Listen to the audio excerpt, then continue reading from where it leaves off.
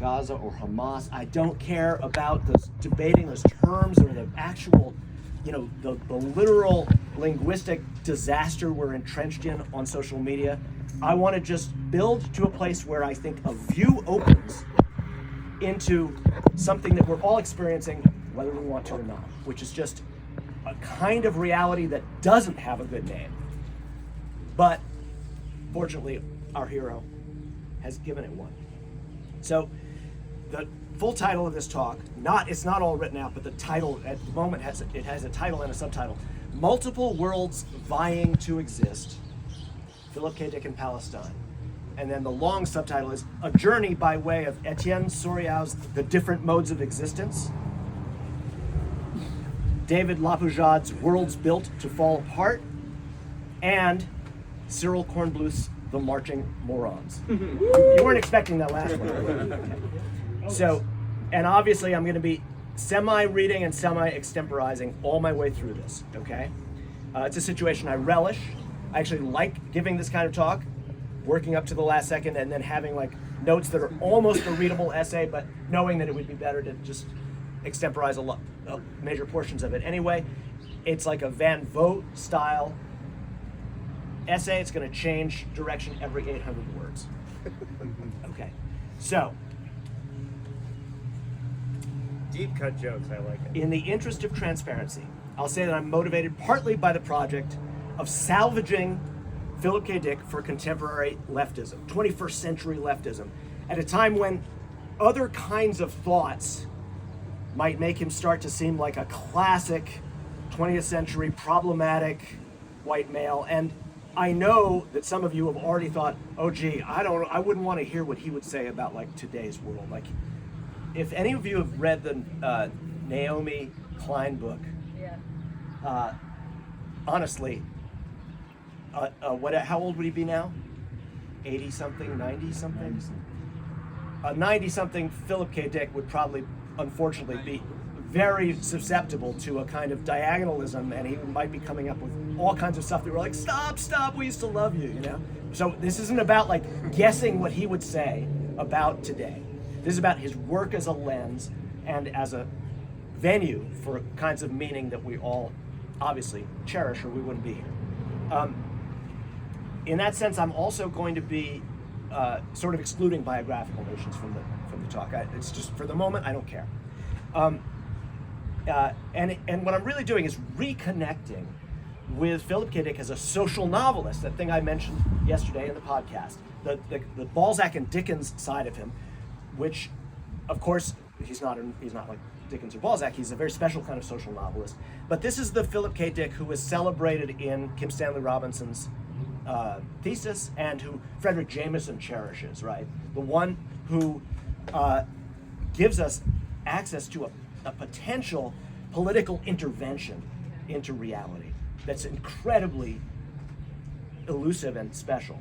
And, in that sense, I guess I'm like kind of offering myself up as maybe, if there's the four Marxists, the four wise men, the four scary Marxists that came to visit him, maybe I'm the fifth Marxist today, okay?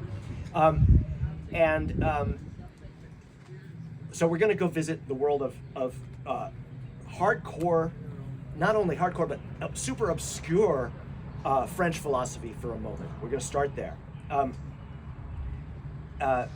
He's not an obvious person for anyone to be reading anymore, because even French philosophers forgot about this guy. He was in the 20th century. He was a tweedy, boring guy who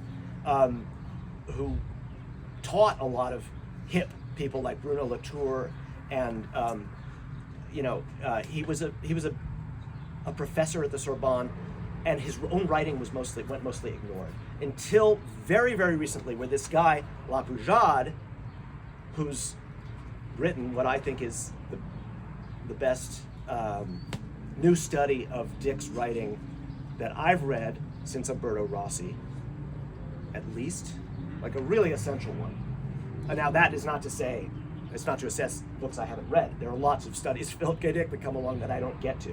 But this one blew me away. But he uses Souriau, this mostly forgotten French philosopher, as his toolkit for talking about Philip K. Dick. So I'm going to have to give you some Souriau. The good news is he's weirdly beautiful, and he's a kind of secret twin for PKD. His basic ideas are closer, I think, to Dick's worldview than any other single philosopher I've ever run across. I mean, and that includes the ones that Dick personally identified with, that we've enumerated, and that he mentions a lot, but even if sometimes we think he only knows the Encyclopedia Britannica version of them, and others that we might apply and say, oh, maybe Dick is really, Baudrillard. Maybe that's who Philip K. Dick is. I think Dick is Souriau, and I'm going to try to give evidence of that by actually reading a few sequences from Souriau to you to begin with. It's kind of like, remember that website, Which Philip K. Dick Story Are We In Today? It's like, which philosopher is Philip K. Dick today? Well, today he's Souriau. I guess that also relates to like, where will the little man? It's like the same game. So let me first paraphrase Souriau. There's a really useful paraphrase of Souriau, weirdly not written by Lapoujade, but by Lapoujade's translator in the preface to this book. And I'm going to read that. Souriau's philosophy aims to shift the emphasis from a single pre-existing reality within which everything that exists would be found, to an interrogation into the various ways in which different types of existence do in fact exist. Whoops, what is that saying? And exist as distinct manners of existing. Now that's a fucked up sentence. But let's do it again. Souriau's philosophy aims to shift the emphasis from a single pre-existing reality within which everything that exists would be found, to an interrogation into the various ways of existing, in which different types of existence do in fact exist and exist as distinct manners of existing. Okay, the whole latter part of that's just crazy. So we'll just say different ways of existing. Let's go on from there. For Souriau, a stone exists, a person exists, and a tree exists. But a forest exists in a manner all its own, separate from individual trees. Likewise, a fictional character like Don Quixote, the idea of a nation, and an unmade film to which an already written screenplay refers all have their distinct modes of existence. And it's this last kind, that's a weird thing to put on a list, like stone, tree, person, okay, yeah, they all exist in different ways. We've kind of gone down that path, but to focus, and this is not a guy who's probably that into film, he's a very traditional, tweety guy, but this interest in specifying the screenplay to an unmade film has a manner of existing, or no, the film to which an unfilmed script exists, that film exists in a sense too. Now this is where the meat is on the bone here, okay? Souriau is extremely interested in things that barely exist, that are rival claimants to existence, but that they really need a ton of help. They're not doing a good job so far, or they're like, not everyone even agrees that they exist. Okay, Souriau is enumerating ways that things can exist because there is no one way to exist, and existence isn't fixed. And he says, the thing that we got to notice is there's a lot of potential, barely existing things. I'm going to go back to the quote. Particularly important within Souriau's analysis of these different modes are virtual existences, which is to say incomplete existences, or existences in the making. Now that's such a Philip K. Dick phrase, existences in the making. And this idea of making is really, really important here. Existences in the making that seem to call, there's Heidegger, I think, the call, that these existences in the making, they seem to call for an intensification and a development of their own reality. These are existences that make a claim on their own future development. Souriau pushes away from the traditional primacy of the already fully constituted, that thing that most people will say, like, come on, reality, look around you, here it is, we all know what it is. He pushes away from the traditional primacy to show a picture in which the world remains something in the making. A space in which existences can exist with a greater or lesser reality and must affirm their own right to exist. Now, I think that's probably pretty recognizable to you and sounds pretty Phil Dickian, right? the next thing that he focuses on, Souriau is obsessed with what he calls instauration.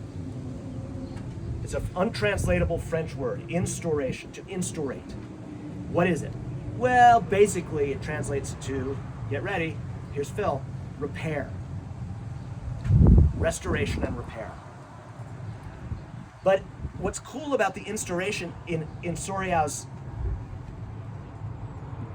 concept, and I think the word somehow catches this just by my ear, I hear it, is that it's by repairing things you also make them exist to begin with.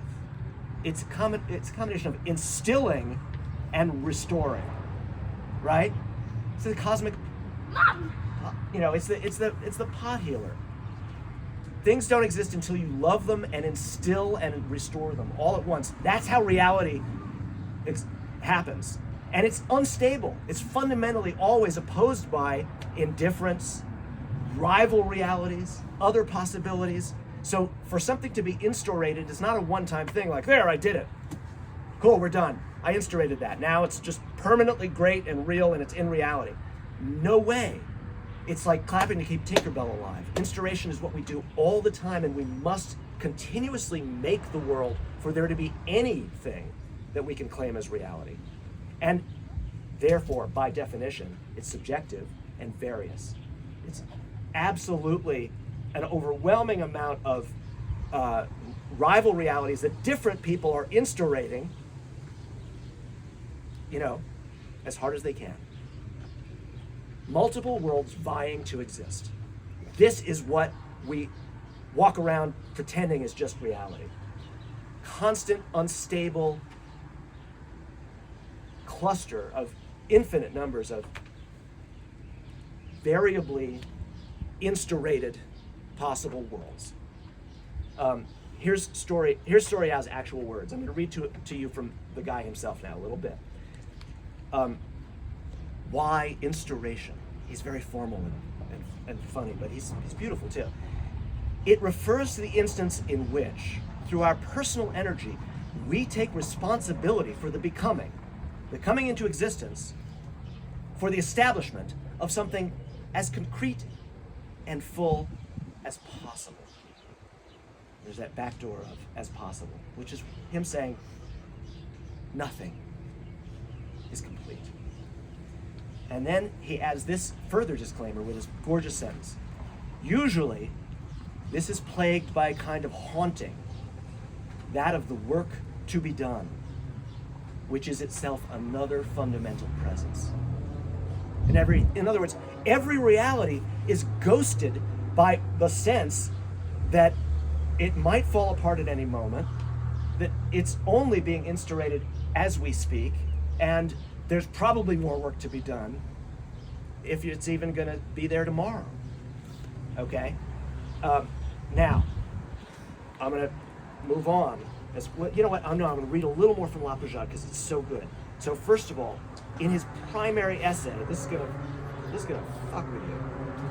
He begins with one of his big pushes into explaining what he means.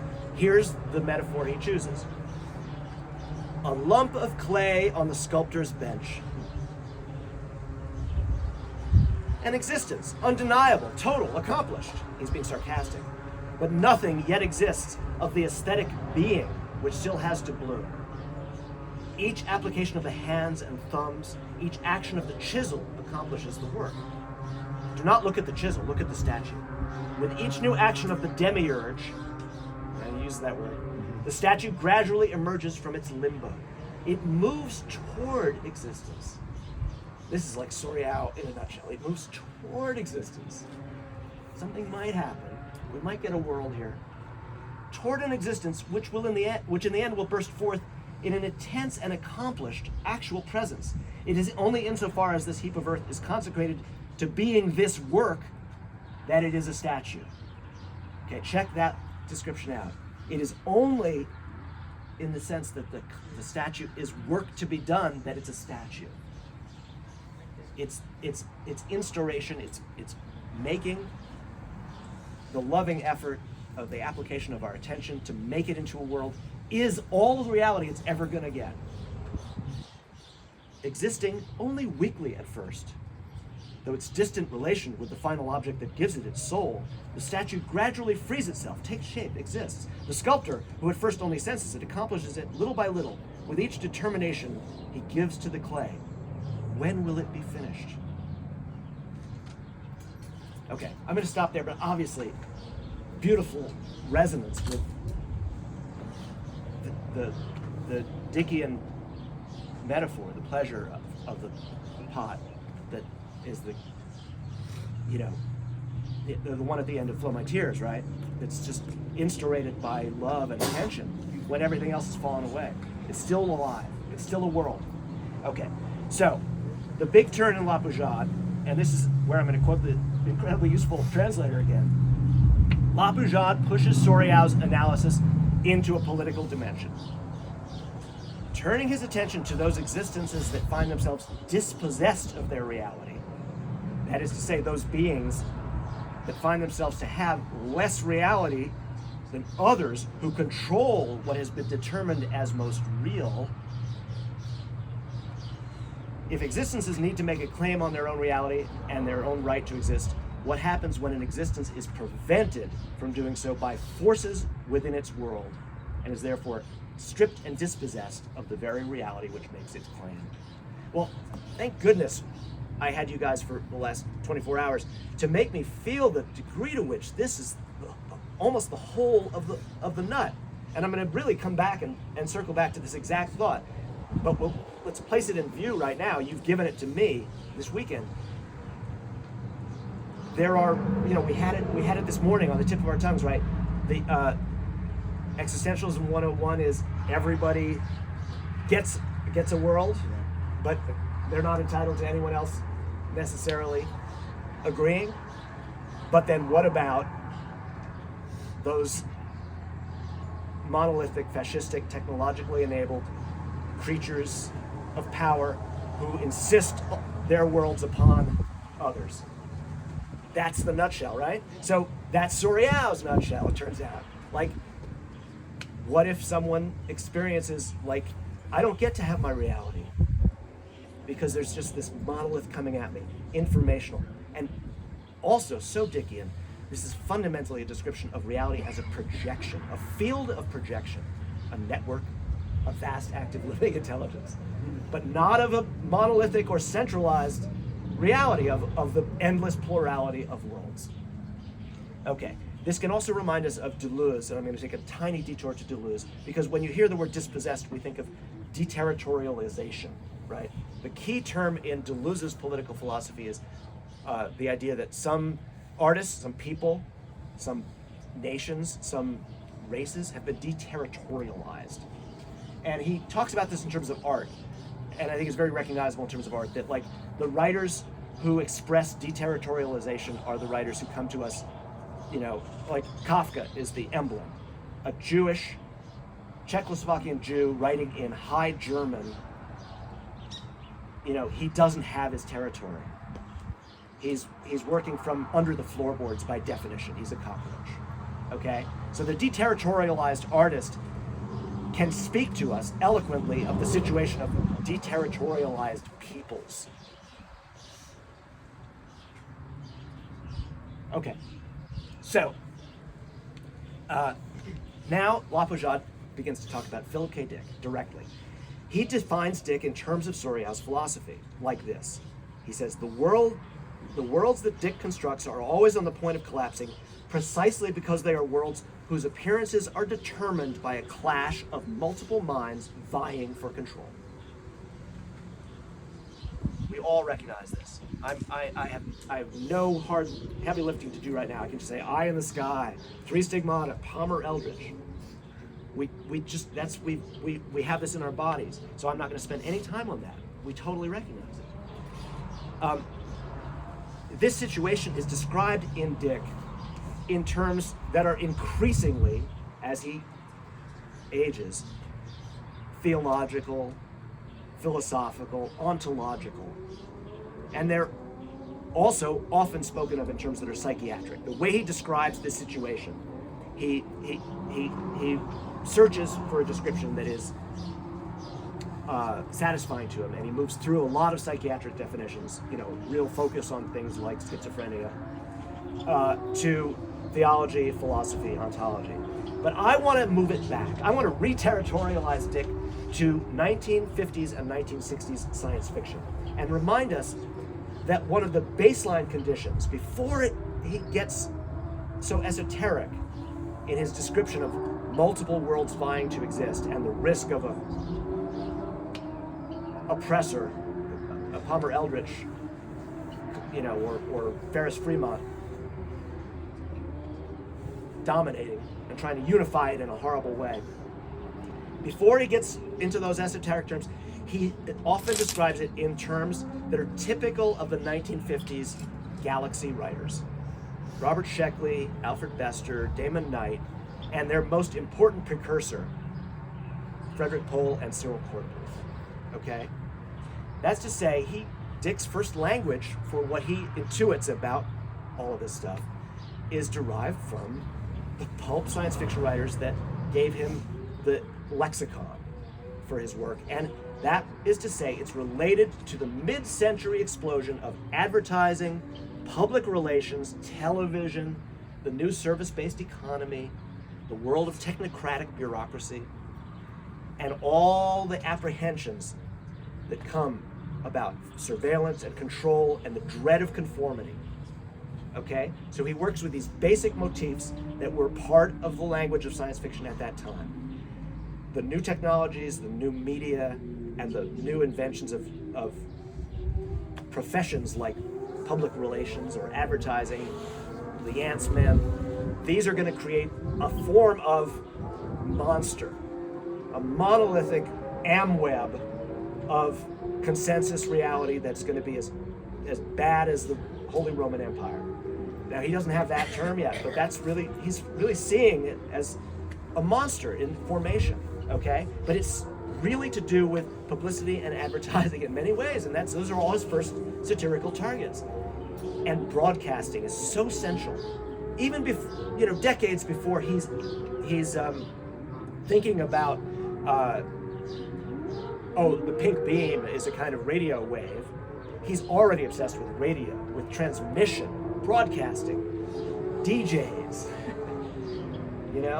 So this importance of publicity, advertising, and broadcasting is in its potential simultaneously to dominate, but also for the sneaky voice to come through, the Walt Dangerfield to break into the signal and tell you the real, true, straight facts, okay? So, as is typical of Dick, it's an elusive value. It can be really positive, broadcasting, transmission. It could be the right signal telling you to stop listening to the rest, or it could just be part of the world that's fooling you, okay? Mostly, obviously, publicity, advertising, and broadcasting are shoring up the consensus reality and attempting to blot out alternative or destabilizing voices. But occasionally, the destabilizing counter voice, the Minority Report, breaks through. Rival broadcasts are a fundamental notion, and we can begin to see it as organizing a lot of the plot descriptions. Jory is jamming the signal and dominating the signal in Ubik. Palmer Eldritch is obviously a monstrous blotting signal. He's whatever that company is that swept up all the radio stations, made them all stupid and the same. He's Clear Channel. He's Clear Channel, right? Hoppy, when he wants to take over Marin County, he knows he has to usurp Walt Dangerfield's signal. So it's rival transmission, rival broadcast. Now this is another aside that will just provide some pleasure. This is one reason why They Live is such a satisfyingly Dickian text, is because it literalizes and makes you actually feel the pleasure of seeing the underground signal break through the monolithic hegemonic transmission that is determining reality. You see that guy jam into the broadcast on the television and tell you the truth for 2 urgent minutes, and then he goes away again and everyone's got a headache and everyone's confused because the truth hurts. right? Okay, so this is my attempt to keep resituating. You know, it's so tempting to think about where Dick ends up in terms of his master metaphors or his master descriptions, but I want to keep resituating in the 50s and early 60s if I can. So before we go to the Black Iron Prison, let's remember that there are images of the world as a prison all through his work much earlier, and that this is a fundamental metaphor also, you know, a problematic one, a confusing one, but for the experience of, you know, triumphal capitalism, right? It's a kind of prison of pleasure. But it's also a prison of distraction. I want to tell you a story about a real prison, and that's San Quentin. In the 1950s in San Quentin, there was a weird proliferation of writing. The prison library was very active. Lots of people were sending books in, and people began writing, and there emerged 4 or 5 active incarcerated novelists at San Quentin at the same time. The most famous of them was a guy named Malcolm Brawley, whose book I very much commend to you, called On the Yard. And he wrote 4 or 5 novels in San Quentin, but there were others, and there was even a joke that used to circulate that San Quentin was the prisoner's Yaddo. And there are anecdotes about guys catching the sense of this and writing manuscripts and going to visiting time when they knew somebody was meeting up with their agent or editor to try to crash their manuscript over, you know, like it's visiting time, but I know he's going to meet his editor. I'm going to like hand off my manuscript. The warden of San Quentin got into a panic because there was so much description of the inside of this prison going out into the culture. And this was something they wanted desperately to shut down. Well, how did they shut it down? One guess. They banned it. No, they didn't ban it. They closed the library. They didn't close the library. They put televisions in all the public spaces that you couldn't turn off. Oh shit. Finito, completo, okay? They ran signal transmission, and it worked. So much for the prisoner's Yaddo. Now, if you're a New Yorker who grew up the way I did, on a subway train for an hour every day where every single person on the train was in a book, or if it wasn't a book, it was a newspaper, folding it back, aggravating the people next to them. And you go, where's my phone? And you go on the subway now. The New York City subway used to be the working man's Yaddo. Now it's the Black Iron Prison of distraction. No one will ever look at a book on the subway ever again because they put Wi-Fi in the subway tunnels at great expense. Okay, so again, I want to. They've got their own reality. They've got their own reality. We're gonna grant it to them. So now I'm going to pivot to the image of the colony, away from prisons for a moment, to the idea of the colony in Philip K. Dick. And if you really think about it, it's a very major term in 21st century politics: colonialization, decolonialization. Philip K. Dick was way out ahead of colonialization and its discontents. The place where his intuition makes the most amazingly acute joke about it is in The Unteleported Man, where he changes the name of newfound land to new colonized land. Effortless. He blows a hole in your thinking about the entire European migration to the Americas. Okay. And of course, we encounter colonialization in the Martian novels. Eldritch, Martian Timeslip. We can remember it for you wholesale, it's there. It's also in the background of many other texts like Androids and the Simulacra. I want to actually focus on one of the awkward texts in the PKD canon, The Unteleported Man, or, you know, as it's known, I think really, I like the old title, Lies Incorporated. What a mess, but also the original novella in its essence, a very, very naked, candid confrontation, one he couldn't solve, puzzle he couldn't solve, with the crisis. And I think there's an idea about it, which I'm going to offer up to the biographer or the many biographers here. I think The Unteleported Man is a response text, and I'm going to give you the reveal in a moment to what I think it's a response to. But let's just remember it for a moment, because it's a minor work, or one people have been told don't bother with it sometimes. Rachmael ben Applebaum, one of the most Jewish names that Dick ever conceived, is very nervous because this magical, wonderful land far off where people are being teleported to, this planet where everyone's happy and the only thing you get back are very, very warm and fuzzy videos of how happy they are in new colonized land. It's too easy. And he doesn't believe it, and he doesn't trust the teleportation device, and he's going to go solo in a rocket ship. I think it's going to take him 18 years to find out whether that's a faked transmission from new colonized land. Okay? Because, I'm sorry, I'm going to give you the spoiler, because he suspects, and he's right, that it's not a happy place. It's a concentration camp. And in the original novella, that's basically the takeaway. It's very simple. It's a concentration camp. Now, this raises a really, so people are being tricked off Earth, right? It's a very basic idea. Being tricked off Earth, go colonize here, and then we're wiping our hands. Go through this device. Lurking in the close background of this image is a story that he doesn't quite let himself write, which is one where the teleportation device itself is just a death machine. Because we have a double meaning by that time for concentration camp. We know it's also a death machine, right? Why even send them to another planet? If you don't give a shit about them and you want them just off Earth, why not kill them with the fake teleportation? And you're willing to make fake videos of them. You really don't need the other planet at all, right? But Dick doesn't quite dare himself to do that story. It's just there as a subliminal vibe in this piece. Stephen King did it. Well, Cyril Kornbluth did it.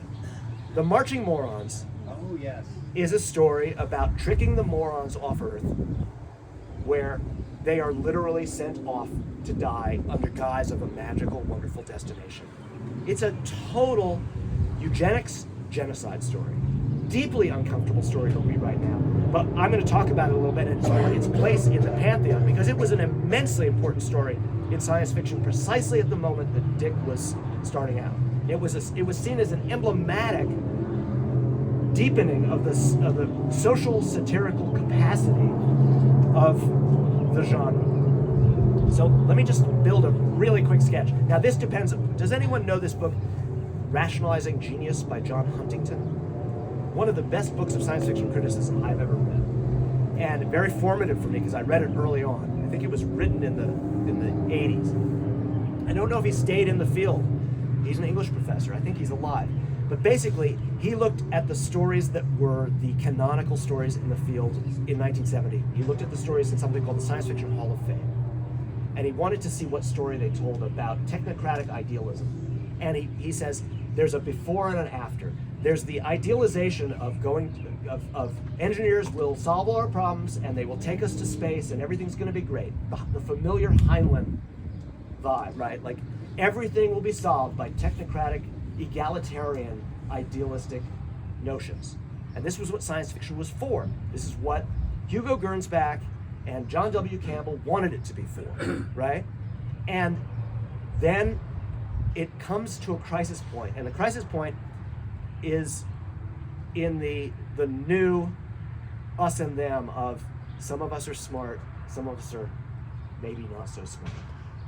Maybe some of us are geniuses, maybe some of us are slam, maybe some of us are super normals. And then the immediate problem for anyone who's thinking is, what the fuck do we do with the rest of it? Right? And that's the Marching Morons. That's the story Kornbluth was dark enough and fucked up enough to write. And the companion story to it, in a way, the dumb story that's also brilliant, that is the end game of the technocratic idealistic thought experiment, is a story called The Cold Equations by Tom Godwin, where it's proved that you must throw the girl off the spaceship because it's more important to get the medicine there than to save this, poor sweet girl's life. because the equations tell you that that's the situation. If you follow the cold equations to their limit, it's also right to send the morons off to die. These are, in the case of Cyril Kornbluth and Frederick Pohl, these are stories written specifically by disappointed party communists, guys who in the 20s and 30s believed that we were all the workers who were going to rise up and transform everything. And they're disappointed in the masses in a very definite way. And they're starting to be ready for, like, fuck the masses. They don't get it. They get what they deserve. We're smarter. And Kornbluth writes this story. But it really brings about, without anyone being conscious of it, brings out the end of the Heinlein balancing act where it's all going to work out. It's actually a catastrophe of a new elite, a new aristocracy, a technocratic aristocracy, who are not fundamentally democratic. Well, welcome to Silicon Valley. Right? And what are they doing with the marching morons? They're creating the subway, they're creating San Quentin in your house, in your mind, every day, and you're just marching off to indolence and distraction, right? Total success, except that our physical bodies are not disposed of. Okay, this is Donna Haraway. Someone quoted her today brilliantly. There are political consequences to scientific views of the world. So, in Huntington's scheme, he basically says science fiction thinks that it was one thing until the new wave, and then it got really weird and literary and dark and morbid. He says actually the changeover happened in the early 50s, when the technocratic idealism exposed its paradoxes and flaws, and you started to get the satirical writers like Pohl and Kornbluth and Sheckley, who were writing negative stories about technology and dire stories about the implications of the science fictional and scientific worldview. And Dick arises from that moment. That's what's so confusing. It's why histories of the field that keep wanting to have a pivot with, like, I don't know,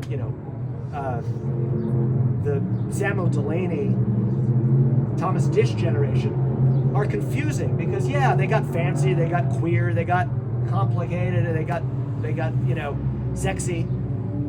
But the change to darkness happened 15 or 20 years earlier with Dick and Sheckley and these guys who were refuting the idealisms of the Heinlein, John W. Campbell worldview.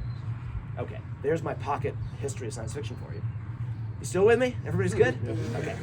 So this problem of the genius, the killer child, the evolutionary leap who's either great because it's me or a nightmare, this obsesses science fiction in the 50s. You have not Tom Gunn, which guy who wrote that one story, Jerome Bixby, It's a Wonderful Life, where the genius child torments everyone with what? A dominant paradigm, a transmission that no one can get out of, right? It's good that Bart did that. Yeah, nice. It's great. Yes, exactly. So either the genius evolutionary leap child is either a really bad situation, or it's me and us. We're Slan. We're more than human. They don't understand us, but we see it all. Okay? Dick also engages with this image. Jory is It's a Wonderful Life. Right? Manfred Steiner is a really broken Slan. He knows everything. If only we can make contact with this beautiful visionary. Right? Okay. That's very much about this problem of the genius. And that's what Huntington's book, Rationalizing Genius, really makes you see, is that this idea that, it's creepy because it's like a eugenics idea.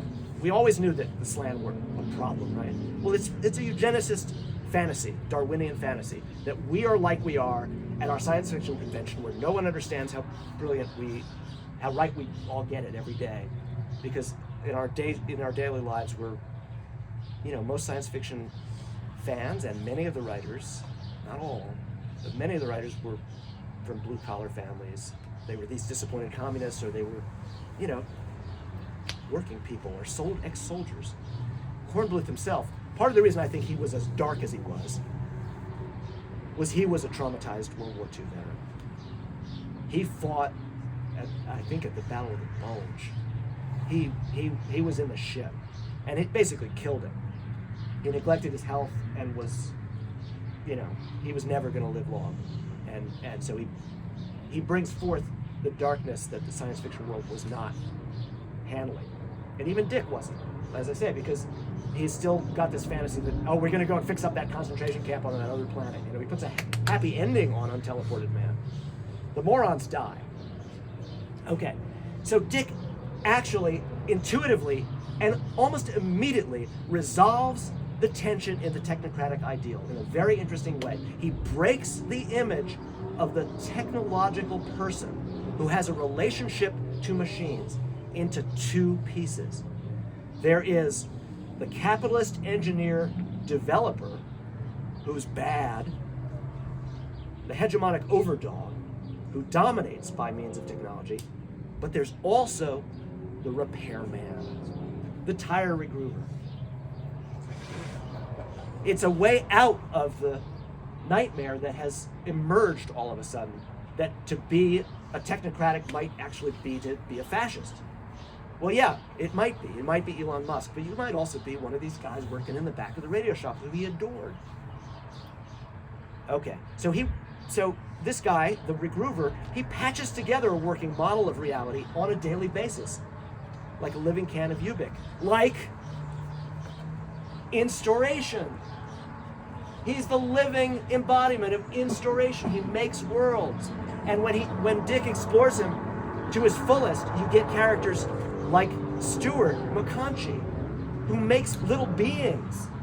He instaurates little beings, and they trail around him, and they're alive. Or you get what's his name, the geek android, distaff android maker in Jack Isidore. You get these instaurating super tinkerers who make life on a tiny basis. They make little worlds. They instaurate here and there other little cool things and beings and worlds and possibilities that are never going to try to dominate. Those things will never take over. They'll never become Elon Musk. Okay? There's a French word for this exalted ideal, the bricoleur. Putterer makes things out of other things often. And again, instauration is this great combination of repairing but also creating. Things only exist because you repair them. Somehow almost repair becomes like a preceding term for existence. I need something to repair, and now there's a thing. Like I'm going to just stick this cart and this broken thing together, and oh look, there it goes. Okay. So let's talk a little bit more about Unteleported Man versus Martian Morons. Can you go there with me? Okay. So if it's a rewrite of Marching Morons from the point of view of a suspicious moron, basically, you've got Dick's basic move in a nutshell again: identify with the loser. He reads this paradigmatic story and he's like, what if I was one of those guys? I think I might be. Fuck. I don't want to get in the teleporter. Slavoj Žižek has this wonderful joke that he tells about Soviet prison camps. I mean, I guess it's a Soviet joke, where Žižek says that the guy is sentenced to a prison camp that he's promised is actually a work camp, and it's blissful and it's a really nice place to go. I mean, it's not a prison camp. It's a forced colonization of Siberia, whatever they would call that, a kind of a work program. And the guy is sentenced to this work program, but he's told, you will be happy there because everyone there is happy. And he's shown pictures and descriptions, and like there are lots of women there, and the food is actually really good. There's very fulfilling work. Don't worry. But the guy's suspicious, just like Dick's character in The Unteleported Man. And the guy says to his friend, I'm going to write you letters from this place. Oh, and that's the other thing. You'll be fully allowed to communicate with your family and friends. It's all going to be great. The guy says, I'm a little worried. I'm going to write you letters and tell you what's going on, but of course they will censor the letters. So here's what I'm going to do. I'll be forced to write letters. If I'm right, I'm going to be forced to write letters saying everything's fantastic. But if I use red ink, everything that I say is the exact opposite of what I say. Great plan. So the guy goes, and the friend finally gets, months pass, and the guy gets a letter. He says, sorry it's taken me so long to write. this is the wonderland you can only dream of. I've been to bed with several gorgeous women, and I have the most remarkable, fulfilling career. The food is good. We have theater here, and the nature, the closeness to the sky and the trees and the forest, it's so enlivening. I feel healthy. I feel better than I've ever felt. We have everything we could possibly wish for. There's only one thing lacking in this paradise. We do not have any red ink. So, in a way, this also captures that elusive, indescribable quality that you feel Dick pursuing in his descriptions of what's wrong with the world. I can't find the red ink, right? I can't write in the only language that would actually transmit the truth. I have to surround it with all these other implications or metaphors. Okay, again, I'm going to make short work. This nightmare, the imposition of a single reality through technological, ideological means, Nixon, Ferris Fremont, we all know this. Molinari, the replication is part of the horror of it. What if there's spare copies of Trump, on other planets? What if what if Trump is a Yancey and they just keep programming him? He'll never die. His hair just gets a little worse.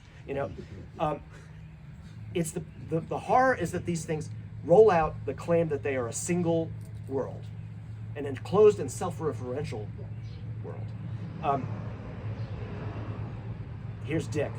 Life in Anaheim was a commercial for itself, endlessly replayed. Nothing changed. It just spread out farther and farther in the form of neon ooze. The transmission is monolithic. No other transmission can break through. Dick is also interested, and this is, I think, an aside that's worth taking a moment over. He's also interested in the participant glamorous dupe. Jason Taverner is not himself the originator of the transmission. He's just a six who's like riding the wave. Okay? This is an interesting character because he's oblivious in a marvelous way, because he's both taking in the monolithic lie, the transmission that everything's great, and producing it. He's being used to help produce it with his glamorous television show. He's emitting the signal and he's drunk on it. Okay? So that's another really particular possibility that's worth noticing. And I'm going to read to you just a couple lines from page 5 of Flow My Tears, the Policeman Said. Jason and Heather, the two sixes, are done with their show, and they're talking about how much they despise their fans. You don't like them, Jason said, because you don't like yourself. You secretly think they have bad taste. They're dumb, Heather grunted. They're ordinaries, Jason said. Heather grated. Don't say that word. They're ordinaries, he said again, and they're morons. There it is.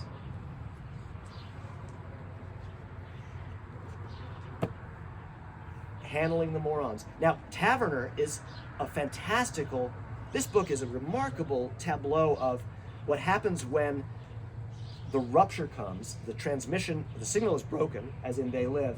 He's not famous anymore. He suddenly sees. He sees the prison camp, universities, he sees racism, all of the things that he can't see while he's engaged in the transmission become visible to him. And he's feeling very sorry for himself. He's playing with a tiny violin, but the book is a relentless cascade of the realities that the transmission has held at bay until that moment. He becomes an exemplary case of the white man who's forced to live in the actual reality. In a way, it's like that Trading Places movie, right? The star is taken offline. Okay. The drug in Flow My Tears specifically is described as in Faith of Our Fathers. The drug, KR9, it breaks down the binding that keeps us from seeing concurrent universes.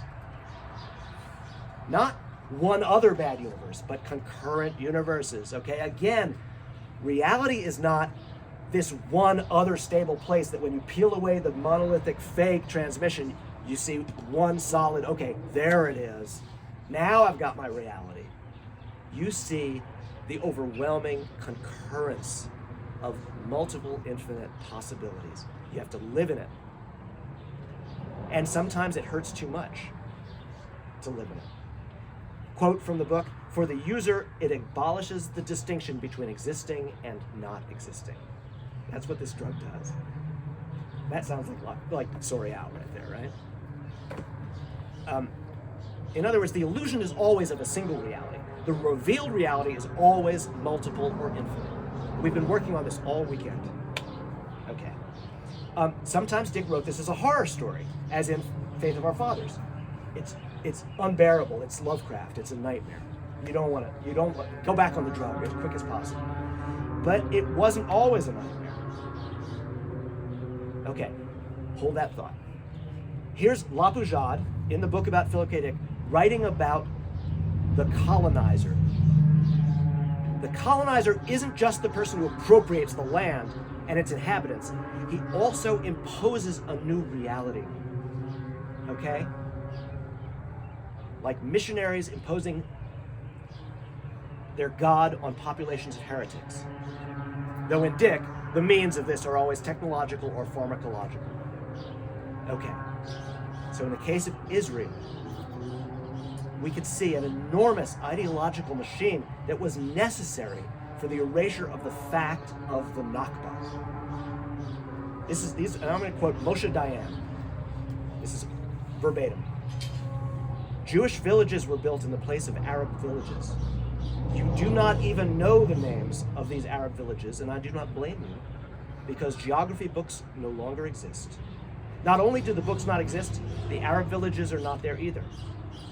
Nalal arose in the place of Malul, Kibbutz Givat in the place of Jibta, Kibbutz Sarid in the place of Hunefis. There is not one single place built in this country that did not have a former Arab population." Okay, back to my basic idea. PKD is a meaningful political philosopher. To be a meaningful political philosopher, actually, there's a very baseline requirement, which is you have to have a utopian vision. Now, we don't usually think of Dick as a utopian writer. But if he is any kind of political philosopher, or if his work can be seen, we don't mean Dick, that guy, with all his crazy day-to-day changes, but if his work equals political philosophy, it must present a utopian premise, however thin, however tiny the margin. That would, of course, be, if he has a utopian vision, it would be the one that he and Souriau both describe. A world of absolute instability, of rival realities, none of which contain sufficient reality to be totally persuasive, and all of which require constant instauration or repair. But it goes on. It tolerates, side by side. Lapoujade is a sentence from Lapoujade. In Dick, the world must be continuously produced. Okay, Andrew, today you said, if nothing is real, how do we treat other people? So let's turn to two other novels from the 60s. One you'll expect me to turn to, I've already mentioned it, Dr. Blood Money. I hardly have to linger on this for long. It is his utopian vision. And like a lot of science fiction writers, he has felt forced to destroy the world in order to produce anything like a utopian vision. But unlike most of the writers in science fiction history who destroy the world in order to get to a utopia, he does not go back to a pastoral, pre-technological fantasy. It's almost uniformly the case that when, and we all recognize this happens over and over again. Even very sophisticated and lovely books, fascinating books, evocative books, beautifully written books if they're by Englishmen, destroy the world in science fiction to produce a pastoral reversion. Dick does not do that in Blood Money. What do you get? It's a utopian amalgamation of pastoral and cosmopolitan diversity, mutated animals, human-machine hybrids, rehabbed machines that have gained some kind of animation. The unbodied are allowed in this utopia. Even the dead get to play along. They're all okay. Multiple worlds, all instaurated by their various participants and accepted, and for the most part, except for Bluthgeld, embraced, tolerated in concurrence. That's Dick's utopian vision. And really, it's not that different from the world he destroys. It's Berkeley. It's that repair shop where both a black guy in the 50s and a kind of a freak in Hoppy are allowed to be part of the repair crew. You know, and you can go out for a burger and you can go to the music shop, and there's culture and there's diversity, and everyone's just instaurating what they care to because it's Berkeley, it's Freak Town, it's Berserkly. He doesn't take you to a pastoral fantasy. He takes you to a cosmopolitan view. Okay? Now, these things are unstable, as Souriau warns us. Very, very precarious. And only one person trying to dominate that reality can fuck it up really badly. It's fundamentally, as I said, a struggle to control the broadcast. Hoppy wants to take over Dangerfield's radio signal. The interesting thing about that book's solution is that the usurpation that's threatened is defeated by a usurpation. The Bill, the unborn twin, takes over Hoppy. This is a very Dickian moment where values are so unstable that usurpation might be the cure for usurpation, right? Like, that's how thin a wire we walk. But Bill's version is not as totalitarian as Hoppy's. So, you know, one moron has to die, or a couple of them do. But they're totalitarian morons. They're not the idiot rabble. They're people who fancy themselves to be, you know, slam. They're going to rule. So it's an anarchist vision. You got to kill the leader, or the person who potentially has that dream. And, you know, and by solving the problem, Bill embodies himself, and he's super powerful. He has access to the world of the dead, but he's not a Jory by temperament. Okay? So usurpation is very interesting here because it's taking on both a negative and a positive value in the finale of the book. The tolerant coexistence of the groups here is the reproduction of a cosmopolitan mongrel utopianism. Like I said, it's Berkeley. Dylan, Bob Dylan, I'll let you be in my dream if I can be in yours. Okay, the other book that I'm going to place in this utopian context may be more surprising. Clans of the Alphane Moon. This is a very antic and nerve-wracked book, right? But it presents a really strange vision of a cooperative coexistence of disparate groups. Although it's so hostile, so anxious, and so bizarre and satirical that we may not recognize it as such. The Pairs, the Depths, the Manics, the Hebes, the Schitzes and Polys. This is a tolerance for continuously negotiated, multiplicitous form of concurrent existences. The different modes of existence, all on one planet. Somehow they're making it work. And in fact, a totalitarian ship is launched. The CIA is going to come and try to turn them all back into a hospital. And so they band together to resist this proposed reversion to, you know, a moron state, essentially. It's neurodivergence, of course, before the word neurodivergence existed. They are autonomous but interlocking societies that spring from difference. Notably, at the end of the novel, Chuck Rittersdorf starts a new clan on the moon called the Norms, but it's only one among many.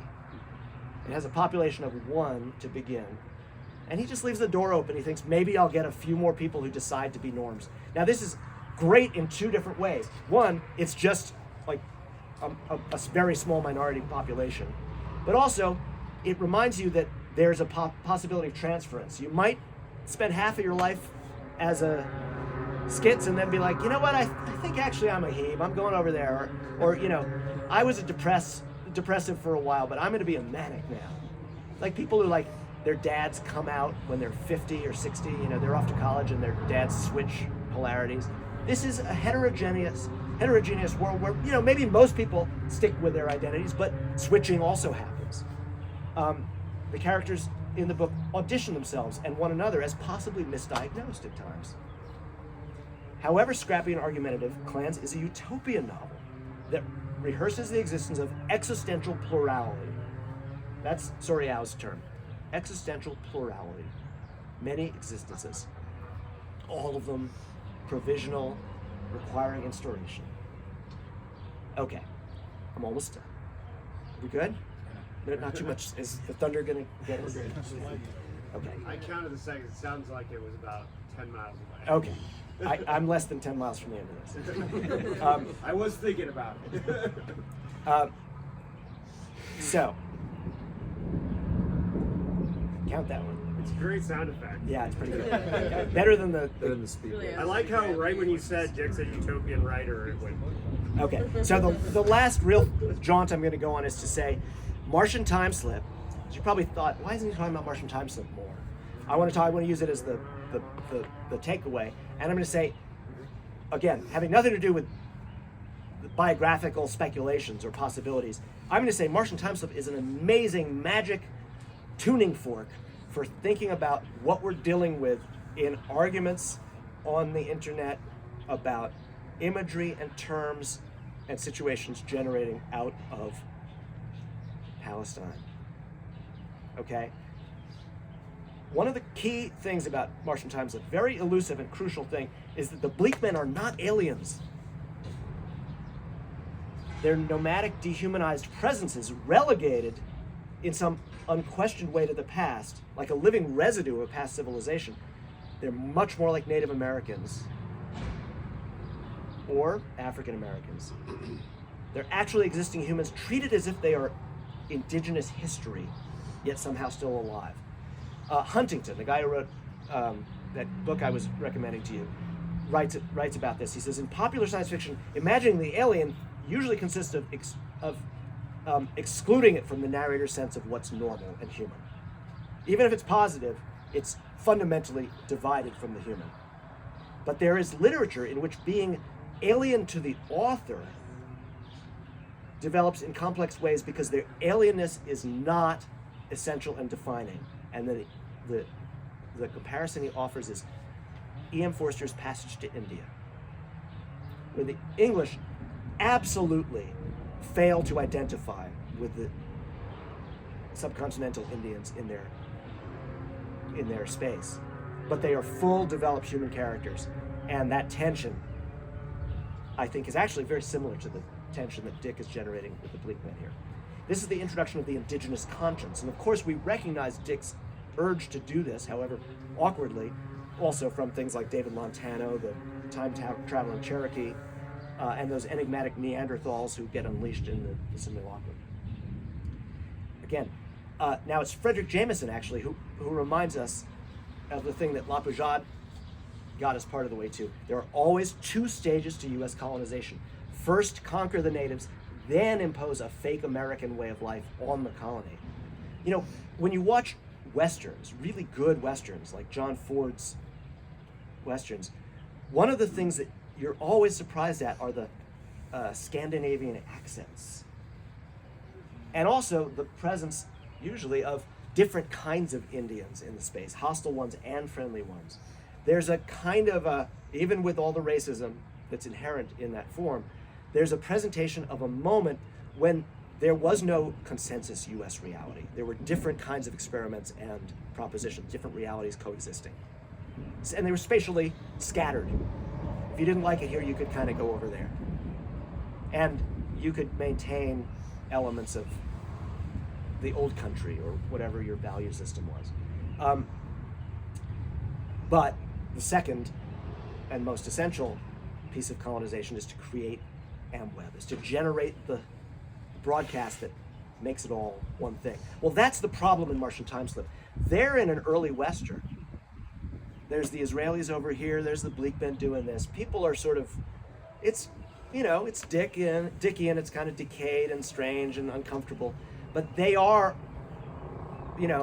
it's less comic than Clans of the Alpha and Moon, but they are coexisting. There are multiple realities coexisting. And then, of course, Leo Bolin wants to come and build the Amweb, and it's the death signal of American reality coming to transmit a unifying, monolithic signal that will completely, it will render the bleak men either, dead, or fundamentally they'll be put on reservations. They won't be interpenetrating with the space, and there won't be these variations in the way the colonists are functioning. And then, of course, you have the genius child, Manfred Steiner, who is autistically, thrust into the schizophrenic, timeless space where he sees the death world coming. He sees that that what's coming in the form of this, curmudgeonly, in some ways, almost recognizable, grandfatherly capitalist, is actually a hospital of bodies on machines, total dust world, death for everyone. The status quo is not okay. And we can't have Earth come and make that happen here. And I think for me, rereading this book, the most underrated great character, most meaningful character in Dick's work, at least in my recent revisiting, is Jack Boland, who is strung between his own father and this imperative, and his own quite, selfish desires and conformist ideas about reality, and his sensitivity, his participation in the schizophrenic, nightmare, dream, visionary world of the child who's saying, it's hell coming for us. It's the death world. And it's an extraordinary balancing act that Dick creates in this character, where you feel that Boland sees both realities, and he's strung totally between them. I'm going to make fast work of this. I feel the rain's coming. Jack Boland is us. And in my symbolic allegory for you, Manfred Steiner is a protesting 18-year-old in an encampment on campus, who's sending us a message that sounds a lot like gubbish. It freaks us the fuck out. We don't want to hear that message. But they are actually attuned to the daily wavelength of signal from the world of gubbish, and that is those pictures and ideas circulating that we don't want to think about, and the future, the extrapolation that goes nowhere, because they know what we can't. We've lived in this normal reality where, somehow a democracy in the Middle East is a really good idea, and we're just going to kind of tough it out and pretend not to notice how, it's getting messy. It's not viable. There's only a death world. Doesn't mean they have the answer, but they see the death world coming. And in fact, they see that it's already here because time has collapsed. And they're trying to tell us it's not okay. We can't go over there and build Amweb. It's just actually not going to be okay. It's a horrible fact. So we are all Jack Boland in Martian time slip right now. It's not pleasant to have access to to Manfred's signal. It's much to be resisted. On my own Instagram stream, I scroll as fast as I can past those pictures, and I try not to know, but I know. And the thing is, the only Instagram feeds I follow that are constantly saying, help, help, spread the word, Instagram took down my picture, are the ones with pictures of Gaza. In other words, they are the signal jammers like in They Live. They're trying to break into the signal, and they are being openly suppressed. In other words, Instagram, the internet, the freedom to do anything you want, the fake freedom, where everything is okay except the message from outside the signal. Okay? I'm out.